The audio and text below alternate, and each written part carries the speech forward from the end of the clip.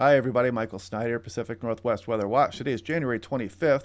Today, we're going to be talking about, of course, the Pacific Northwest and our current weather and when we can expect this ridge to break down and give us some relief from the stagnant air issues we have in the valleys.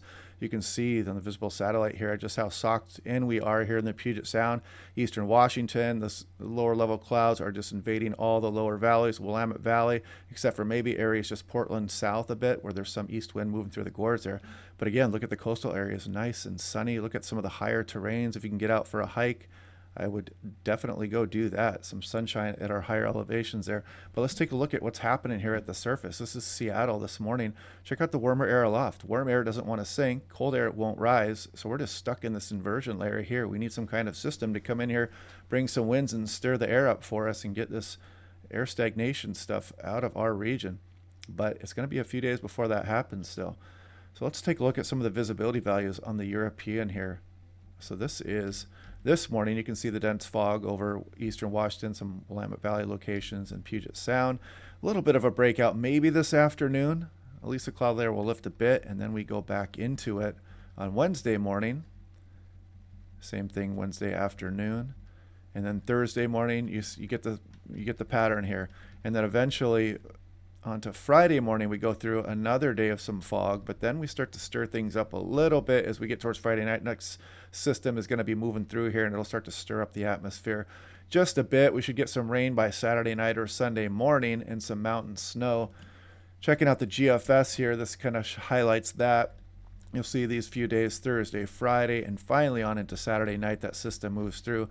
GFS has a pretty chilly upper level low moving through here, some cold air aloft with some possible convection even, maybe in some convergence zone bands, maybe some low level snow, but we're not going to get a big Arctic freeze down to the surface with this round, but very good mountain snows coming up here Sunday on into Monday morning.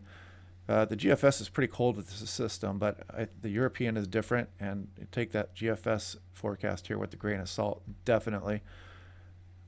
And we'll look into the European now. This is temperature at 5,000 feet here, 850 millibars. You can see warm air aloft plaguing us still. But as the system gets closer, you'll notice this cooler air move into the region there with this next system. Good mountain snows. And maybe this will even bring, it'll bring lower snow levels. It's not going to bring a big freeze down to the surface again, as I said prior. So here too, let's look at before we look at the extended for our region, let's look at some of the stuff going around the rest of the country here. The big news is this East Coast storm coming here. And this is the European model, the 06Z. And you can really see this storm just kind of develop off the coast there. And look at the power of this storm. This intense gradients, this powerful northeast wind wrapping back around the north side of this low. And notice how it sets up shop really close to Long Island. I mean, you got millions of people out here. This is going to be a pretty significant storm. Heavy snow, high winds. With this really low pressure here too, you get a very big, the sea level rises when you get low pressure like this. And plus the high winds, there could be some coastal flooding issues out there. A very powerful storm, potentially historic if it lines up like the European has been showing in its recent runs. So heads up if you're headed out there. If you know anybody out there, or if you hear about it, you'll know what's going on. Looking around the rest of the country here, there's a decent snowstorm going across western Kansas and eastern Colorado right now. Some pretty good snowfall amounts there. The wind chill advisories and very cold temperatures continue for the northern portions of the state. The lake effect snows continue to go on too. They're piling up some pretty good amounts out there. The lakes have still not frozen over yet. And of course, you see our air stagnation advisories through the Pacific Northwest. So here's some of that snow going through Kansas there. Check out some of these amounts. Pretty impressive there for western Kansas. And Boston's talking about potential for a high impact event. They mentioned the coastal flooding and some pretty extreme conditions moving in with this system. It's still a few days out, but confidence is increasing. Lake effect snow, of course, continues across the Great Lakes. Just wanted to highlight that for you guys. And look at some of these temperatures. These are maximum temperatures today. I'll get through some of this. I mean, you're talking Fargo, -8 for a high. Wednesday morning temperatures, -17. So winter continues across the northern states. And of course, here we have our dense fog advisories, our air stagnation alerts, and some freezing fog advisories off in the eastern portions of the state.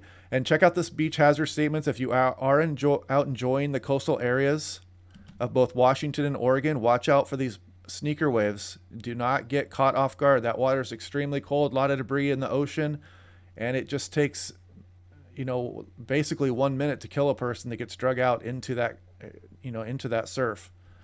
So heads up there, and also heads up if you're traveling around dense fog, you could run into at any point, especially when you go east into eastern Washington or into the Puget Sound, Willamette Valley.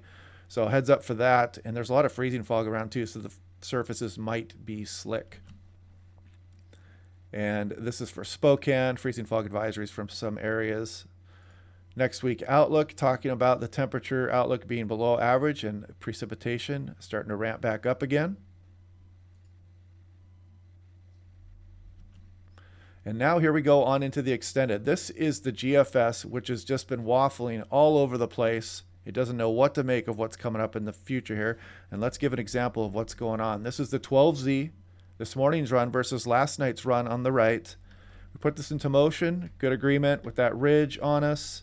Next system finally starts to break down and finally comes in here on the 30th. Good agreement there. You can see that chilly system moving out of the north there. It's a bit more strong, and this would be a more powerful system on the 12Z versus last night's run. But now notice, we'll start to get in some changes here. You notice this troughing looks a bit different. We've got the ridging. It looks different also. You can see this ridge is starting to move in from the to the northeast of its position here on the 06Z run. And then you'll notice this, look at this lobe that the 06 last night's run had. Just another Arctic blast coming out over us versus the 12Z, all of a sudden it's flip-flopped again. The ridge pinches that off, does not allow that second lobe back into our area. So you can see just how much these forecasts change and just how these little differences have huge effects on the weather here in the Pacific Northwest.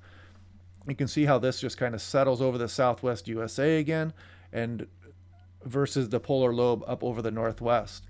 And going on to the future a bit more here, you can see again another one in the extended of the 06 had another polar lobe coming over the Pacific Northwest.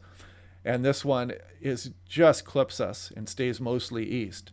So you can see the difficulty in forecasting down the road here, especially when you're dealing with Arctic air trying to get into your region. This is the European. This is the 06 versus the 0Z. This only is going to only go out, 144 hours. This is the control, but you can see there's pretty good agreement between the European runs here all the way out with the system initially coming in.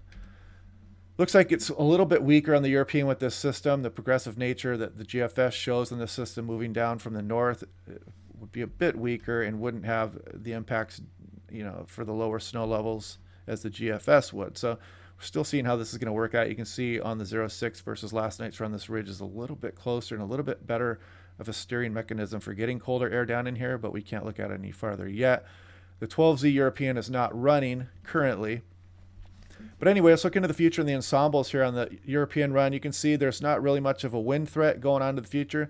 This can change rapidly, though, depending on the progression of some of those polar lobes. If they come out over the Gulf of Alaska more and set up a more zonal flow, then we could be looking at windstorm potential. But as of now, there's no big windstorm lurking in our future for the Pacific Northwest.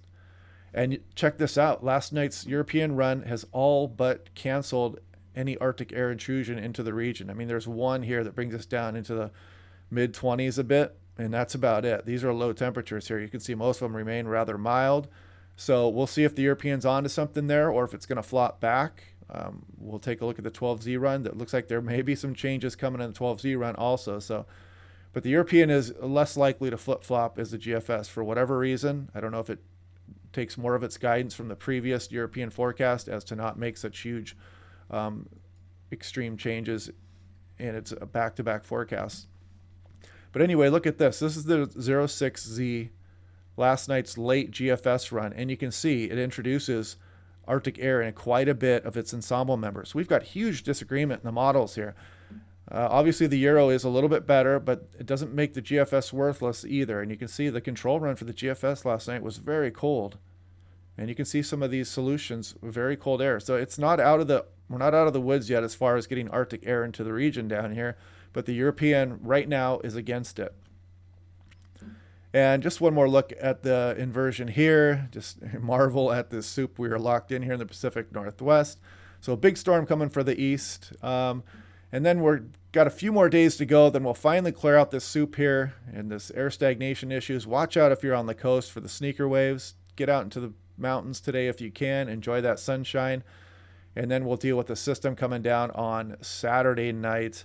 And then, we get to just kind of watch what the future will bring for us as far as those potential for more chilly systems later on into early February. But yeah, hopefully you guys are liking these videos. Continue to leave feedback. I'm getting great feedback. Thanks for you guys supporting the page. I'll try to do a live stream here again in the next couple of days as this system gets closer for Saturday night. And yeah, hopefully you get a chance to get out of the fog today. Maybe we'll get a little bit of a burn off around the Puget Sound even. I thought I saw a little bit of sunshine sneaking through earlier in the fog. So anyway, I will talk to you guys later and have a good day.